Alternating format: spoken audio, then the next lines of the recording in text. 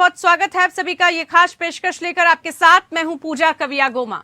मुख्यमंत्री पुष्कर सिंह धामी के नेतृत्व में राज्य में भाजपा सरकार का पहला साल का कार्यकाल पूरा हो गया है। इस एक साल में प्रदेश सरकार मुख्यमंत्री धामी की अगुवाई में तमाम चुनावी वायदों को पूर्ण करने में कामयाब भी रही, तो तत्कालिक परिस्थितियों के लिहाज से भी सरकार महत्वपूर्ण निर्णय लेने से पीछे नहीं हटी। धर्मांतरण पर रोक के लिए कानून समेत नकल विरोधी कानून, प्रदेश की महिलाओं को सरकारी नौकरी में 30% क्षैतिज आरक्षण, इसके अलावा अंत्योदय परिवारों को साल में 3 सिलेंडर निःशुल्क भरवाने की सुविधा, समान नागरिक संहिता और हाल ही में ग्रीष्मकालीन राजधानी गैरसैंण से राज्य आंदोलनकारियों को 10% आरक्षण जैसे अहम निर्णयों ने दर्शाया है कि राज्य सरकार में जनहित सर्वोपरि है। मुख्यमंत्री पुष्कर सिंह धामी ने कहा कि हमारी सरकार युवाओं के लिए समर्पित है। हमने भर्ती माफिया के खिलाफ सख्त कार्रवाई की। अलग अलग प्रतियोगी परीक्षाओं में धांधली करने वाले 80 से ज्यादा लोगों को जेल में डाला गया। हमारे युवाओं के साथ कोई धोखा करने की सोचेगा भी नहीं। इसके लिए हमने देश का सबसे कड़ा नकल विरोधी कानून लागू किया। 3 परीक्षाओं का सफलतापूर्वक आयोजन किया जा चुका है। अन्य परीक्षाओं का आयोजन भी जारी है। कैलेंडर के अनुसार उसमें भी किसी तरह की कोई अनियमितता नहीं बरतनी दी जाएगी।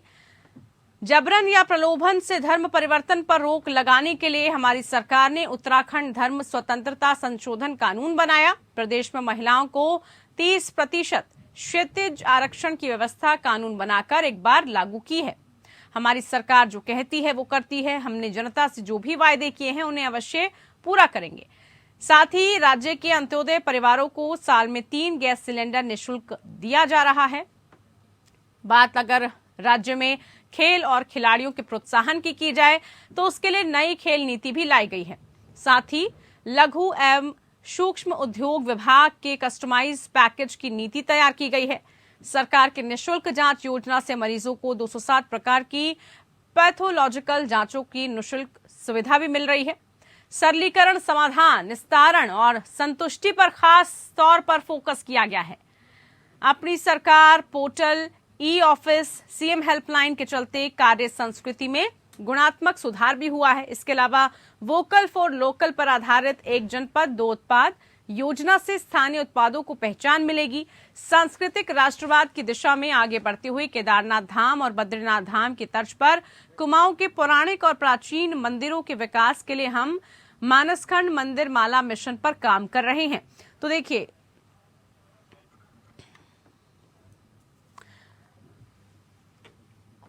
तो सरकार ने ये तमाम खूबियां अपनी बताई, लेकिन इसको लेकर आखिरकार विपक्ष क्या कह रहा है और किस तरह से जो है पूरे एक साल की पूरी उपलब्धि सरकार बता रही है, उसी को लेकर हमारी खास पेशकश में हमारे साथ खास मेहमान जुड़ चुके हैं।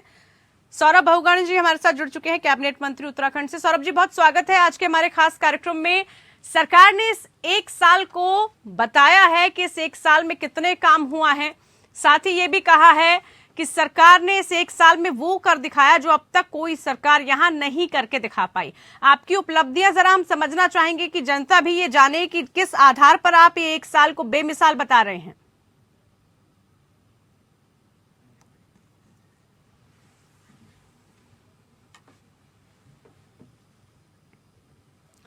चलिए, जुड़ेंगे तमाम मेहमान आज हमारे साथ इस खास चर्चा में जुड़ेंगे जिसमें धामी सरकार का एक साल कैसा रहा, रिपोर्ट कार्ड क्या कह रही है, आकलन किस तरह से किया जा रहा है, किन किन मुद्दों के आधार पर आकलन किया जाए, क्या जो सरकार ने उपलब्धियां गिनवाई हैं, जो सरकार उपलब्धियों का दावा कर रही है, क्या धरातल पर उस पर काम हुआ है, क्या जनता इस एक साल को बेमिसाल मान रही है, क्या जनता के बीच में जो आपने वायदे किए थे आप उनको एक साल में करके दिखा पाए। ये तमाम विषय आज की चर्चा का हिस्सा बनेंगे। इसको लेकर हम चर्चा करेंगे।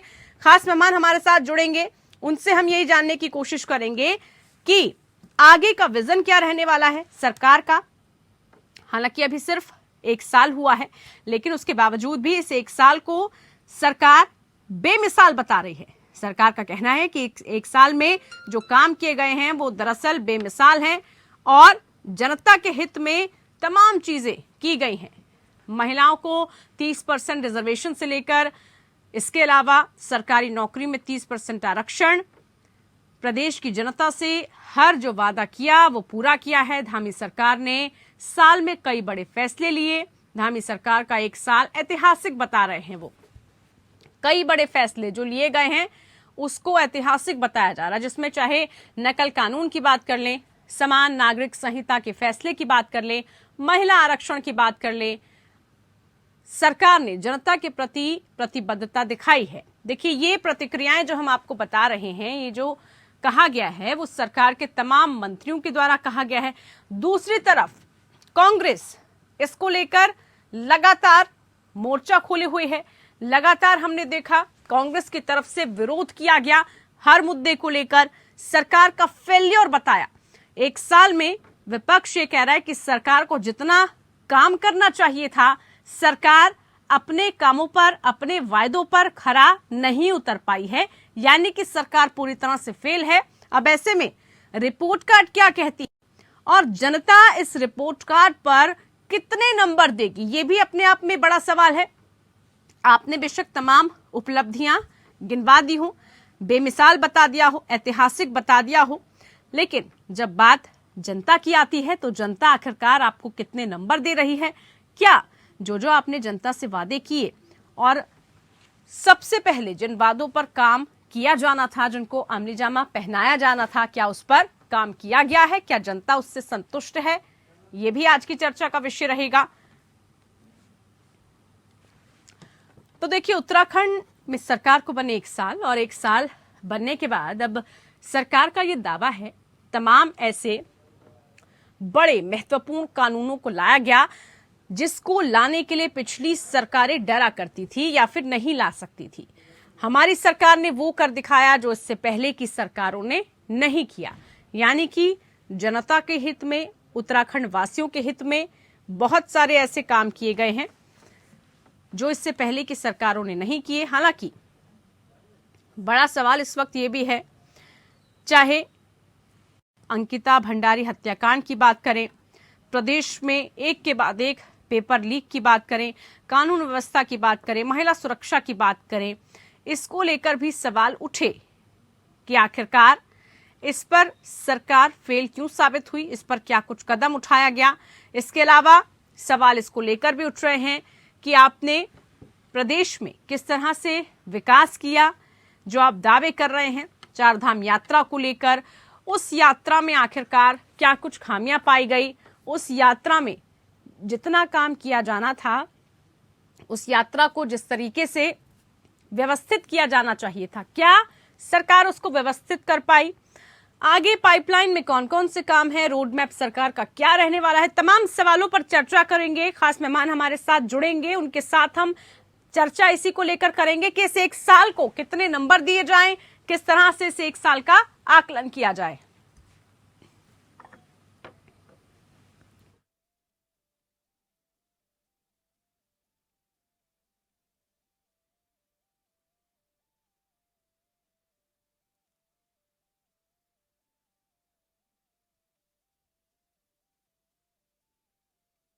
पूरा हो चुका है, बीजेपी इस साल को बेमिसाल बता रही है, लेकिन क्या इस साल को जो बेमिसाल बता रहे हैं, ऐतिहासिक बता रहे हैं, किस मायने में बता रहे हैं? क्या सरकार की प्राथमिकताएं रहीं?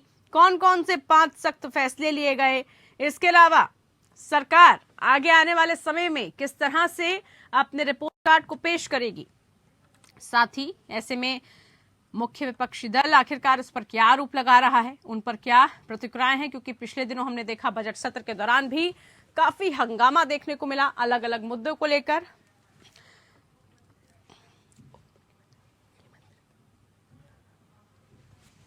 चलिए, हमारे साथ खास चर्चा में जुड़ने के लिए पूर्व मुख्यमंत्री हरीश रावत जी इस वक्त जुड़ चुके हैं।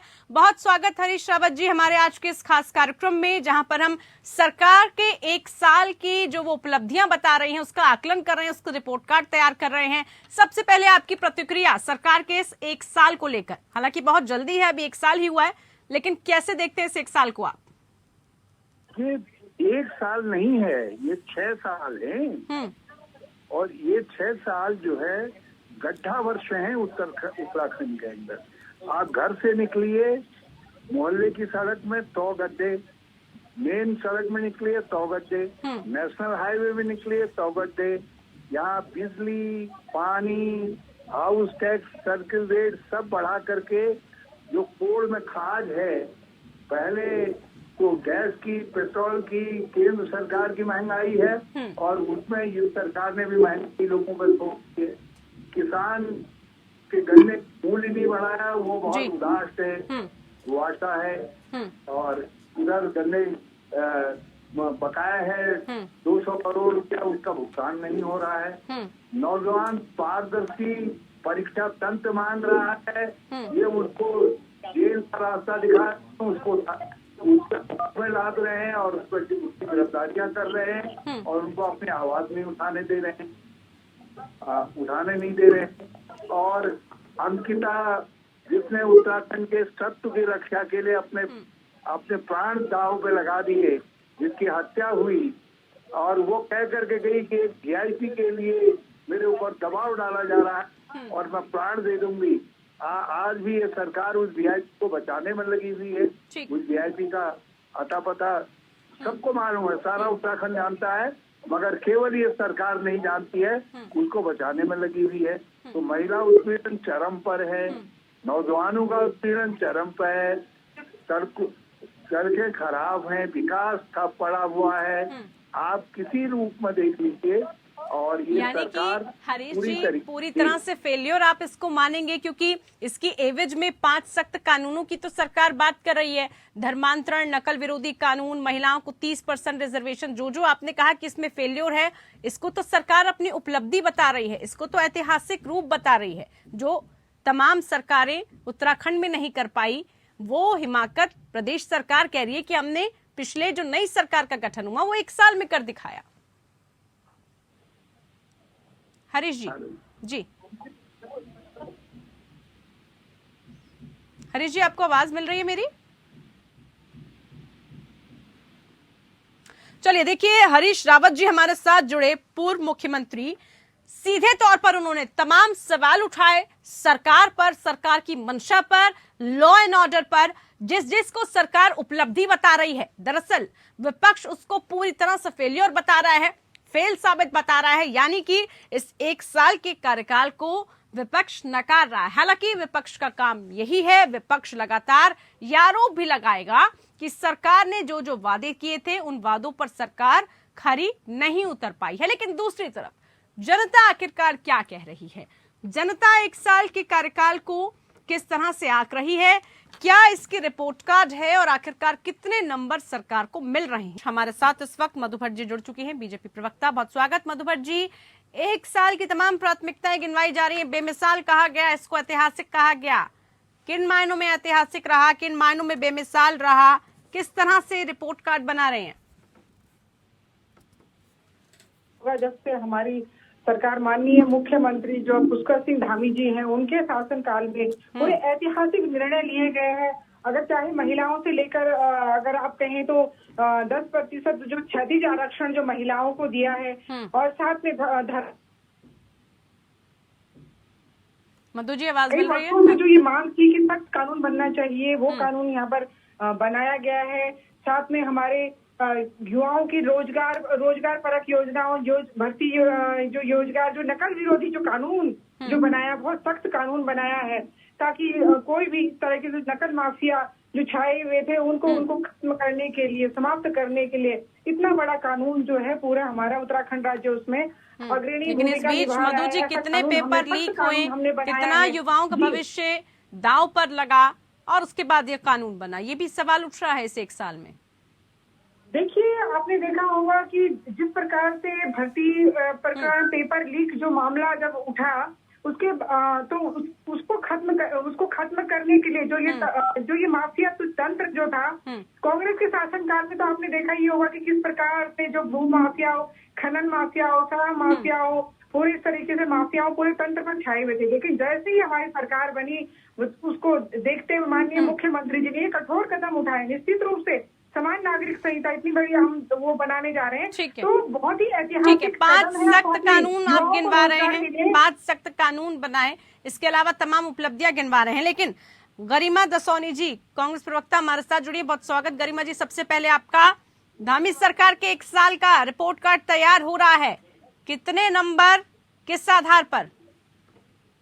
देखिए, मुझे तो लगता है कि 22 सालों में इससे लाचार और इससे हताश और निराश करने वाली सरकार कभी नहीं आई। पुष्कर सिंह धामी का जो कार्यकाल है 1 साल का, वो काले अध्याय के रूप में उत्तराखंड के इतिहास में लिखा जाने वाला है, क्योंकि इसी में जो इन्होंने 1 साल नई मिसाल के रूप में मनाया है, तो कई मिसालें मैं जो है आपको गिनाती हूँ। युवाओं पे लाठीचार्ज पहली बार हुआ है प्रदेश के अंदर। विधानसभा बैकडोर नियुक्तियों में बंदरबांट पहली बार देखी गई। कहीं ना कहीं जो भर्ती घोटाले हैं वो अपने चरम पर, और सबसे बड़ी मिसाल तो ये कायम हुई कि हर अपराध में जो भी प्रदेश के अंदर अपराध घटित हुए उसमें भाजपा के कार्यकर्ताओं की, पदाधिकारियों की संलिप्तता, चाहे अंकिता हत्याकांड हो, चाहे भर्ती घोटाले हो, चाहे नकली शराब की वजह से लोगों की मौतें हो रही हो।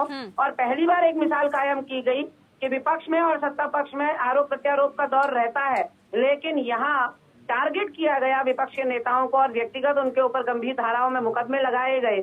और कहीं ना कहीं देखिए, न भू कानून पर बात हुई, न लोकायुक्त पर बात हुई। गरिमा जी, इसको लेकर तो वो कह रहे हैं हमने कानून बना दिए। हमारे राज्य आंदोलन जिसको आप फेल्योर बता रही हैं, जिसको फेल्योर बता रही है प्रदेश में, उसको उपलब्धि बता रही है मधु जी बताइए। देखिए, बिल्कुल निश्चित रूप से आप देखिए, ये अगर विकास की एक जो नई दिशा जो बनाई है वो माननीय पुष्कर सिंह धामी जी के काल में हो रही है। चाहे आप हर प्रकार से युवाओं के लिए पूरी नीति बनी है, उनके लिए रोजगारक जो योजनाएं हैं, जो बजट है हमारा, वो बहुत ही ऐतिहासिक जो बजट बनाया है हर तबके के लिए, चाहे उसमें महिलाएं हो, बच्चे हो, आपके बुजुर्ग हो, आपकी पूरी उत्तराखंड की पूरी जो हमारी भौगोलिक परिस्थितियां हैं उनके अनुरूप पूरे सड़क, बिजली, पानी, हर तरीके से पूरा बहुत ही जो ये विकास परक जो हमारी, ठीक है, बड़ी सुनियोजित तरीके से सब कुछ किया गया। लेकिन आगे आने वाले दिनों में भविष्य में क्या कुछ आपकी योजनाएं रहने वाली है? किस तरह से जो चीजें पाइपलाइन में है उसको पूरा किया जाएगा? भविष्य का क्या विजन है, इस पर भी चर्चा करेंगे। लेकिन गरिमा जी, लगातार उपलब्धियां बताई जा रही है और कहा जा रहा है पिछली सरकारों के समय जो काम नहीं हुआ वो महज 1 साल में धामी सरकार ने कर दिखाया। गरिमा जी, आवाज मिल रही है आपको? हाँ, हेलो। हाँ गरिमा जी, मेरा सवाल सीधा सा ये है, जिसको आप फेलियर बता रहे हैं उसको सरकार उपलब्धि बता रही है, कह रही है कि 1 साल में जो ऐतिहासिक काम हुआ वो कभी नहीं हो पाया, बाकी की सरकारों ने कभी ये कदम नहीं उठाए हैं। देखिए, जो नकल विरोधी कानून इन्होंने बनाया है वो बिना दांत और नाखून के है। उसमें नकल करने वाले अभ्यर्थियों के ऊपर तो गाज गिरेगी, लेकिन नकल कराने वाले गिरोह, सिंडिकेट, संजीव चतुर्वेदी, संजीव कुमार, संजय धारीवाल, हाकम सिंह, नितिन चौहान, ऐसे लोगों पर क्या होगा, ये कुछ भी प्रावधान नहीं है। वहीं इन्होंने धर्मांतरण पर अपनी टुकटुकी बजाई। धर्मांतरण कानून तो पुरानी सरकारों के टाइम पर भी था, बस ये है कि इन्होंने सजा की मियाद बढ़ा दी है। और वहीं मैं पूछना चाहती हूँ इनसे, गैरसैंण में पिछले 2 सालों में एक भी सत्र क्यों नहीं, एक दिन का भी सत्र इन्होंने क्यों नहीं कराया? क्या ये गैरसैंण को ग्रीष्मकालीन राजधानी मानते हैं या नहीं मानते हैं? अपनी बात साफ करें। वहीं आप देखिए कि पलायन आयोग कह रहा है कि 6000 गाँव तक सड़कें नहीं गई है, इसीलिए रोजाना 24 घंटे में, जब आप और मैं बातचीत भी कर रहे हैं, 4 या 5 लोग पलायन कर चुके हैं, यानी कि 24 घंटे में 230 लोग पलायन कर रहे हैं पर्वतीय अंचलों से मैदानी जिलों की ओर। ये पलायन आयोग की रिपोर्ट है। आप बताइए, ऐसे में गरिमा जी तो कितने नंबर दे रही है इस 1 साल में? गरिमा जी, हालांकि बहुत जल्दी है, 1 साल अभी हुआ है, 1 साल में कहा जाता है कि समझ, लेकिन इससे पहले भी क्योंकि वही सरकार थी, इससे पहले हरीश रावत जी हमारे साथ जुड़े थे, वो इसको 6 साल बता रहे थे। परिपाटी देखिए, ये परिपाटी हमने शुरू नहीं करी है, परिपाटी इन्होंने शुरू करी है। कभी 1 महीने का जश्न, कभी 3 महीने का जश्न, कभी 6 महीने का जश्न। हमें तो ये जश्न ही समझ में नहीं आता कि जश्न किस बात का मनाया जा रहा है। अंकिता के केस में अभी तक वीआईपी का खुलासा नहीं हुआ, इस बात का जश्न मना रही है, या फिर केदार भंडारी अभी तक लापता है, इस बात का जश्न मना रही है सरकार? ये बताए कि भर्ती घोटाले में एक के बाद एक भाजपा के लोगों जो संलिप्त पाए जा रहे हैं उसका जश्न मना रही है, या जो इनके 6 पार्षदों ने अंसल ग्रीन वैली में नंगा नाच सत्ता का दिखाया उस बात का जश्न मना रही है? गरिमा जी, आपको नहीं लग रहा है 1 साल में बहुत जल्दबाजी होगा ये सब कहना और करना? देखिए, कोई भी कार्यकाल समग्रता में देखा जाता है। हम इसको छठे भाजपा के कार्यकाल के रूप में देख रहे हैं। पहला साल, दूसरा साल कुछ नहीं होता, ये छठा साल चल रहा है भाजपा की प्रचंड बहुमत की सरकार का। इनको अपनी गलतियां स्वीकार करनी होगी और मानना होगा कि त्रिवेंद्र रावत ने महिलाओं पर लाठीचार्ज किया तो धामी पीछे नहीं रहे, उन्होंने युवाओं पर लाठीचार्ज कर दिया। त्रिवेंद्र रावत ने घर घर मोबाइल वैन से दारू बांटी तो धामी सरकार ने दारू सस्ती कर दी। होली में सौगात देते, तमाम आरोप विपक्ष की तरफ से लग गए हैं, तमाम आरोप। लेकिन मधु जी, सीधा सा बहुत छोटे से उसमें जवाब आप दीजिएगा, भविष्य का विजन क्या रहने वाला है? 1 साल का जश्न तो आप मना रहे हैं, इसको बड़ी उपलब्धि बना रहे हैं, लेकिन ये उपलब्धि जिसको आप कह रहे हैं उसको मेंटेन कैसे रखेंगे? क्या विजन आगे? देखिए, बिल्कुल अगला दशक जो होगा वो उत्तराखंड का दशक होगा। माननीय जो हमारे प्रधानमंत्री जी हैं वो स्वयं कहते हैं अगला जो दशक होगा वो उत्तराखंड राज्य का दशक होगा। आप हर तरीके से आप देखेंगे, चाहे हमारा G20 का सम्मेलन हो, इतना बड़ा सम्मेलन यहाँ उत्तराखंड में होने जा रहा है, तो ये हमारे लिए बहुत बड़ी उपलब्धि है पूरा। और अगर आप देखेंगे पूरा जो हमारे पिछले वर्ष जो चारों धामों, मेरी आवाज आ रही? जी बिल्कुल बिल्कुल मधु जी। हाँ, चारों धाम जो हमारे पूरे उसकी तिथियां, जो कपाट खुलने की वो तिथियां तय हो गई हैं, और पिछली बार 45 लाख से अधिक यहाँ पे श्रद्धालु। लेकिन पिछली बार किस तरह की अव्यवस्थाएं भी हुई थी? किस तरह की अव्यवस्थाएं हुई थी? लोगों को स्वास्थ्य सेवाएं नहीं मिल पाई थी समय पर, ये भी चीजें हुई थी। इनको भी हमें कंसीडर करना होगा, इनको हम नकार नहीं सकते हैं मधु जी, इन पर भी हमें काम करना होगा। बहरहाल बहुत शुक्रिया आप दोनों का, आप जुड़े हमारे साथ। तो पक्ष और विपक्ष दोनों आरोप प्रत्यारोप तो लगा रहे हैं, लेकिन इस बीच उत्तराखंड का 1 साल हो गया है, रिपोर्ट कार्ड तैयार कर दी गई है। बहरहाल सरकार अपनी उपलब्धि गिनवा रही है, विपक्ष इसको नकार रही है, लेकिन जनता कितना इसको सरोकार करती है, जनता कितने नंबर देती है, ये देखना होगा। फिलहाल के लिए खास पेशकश में इतना ही, बने रहिए हमारे साथ। नमस्कार।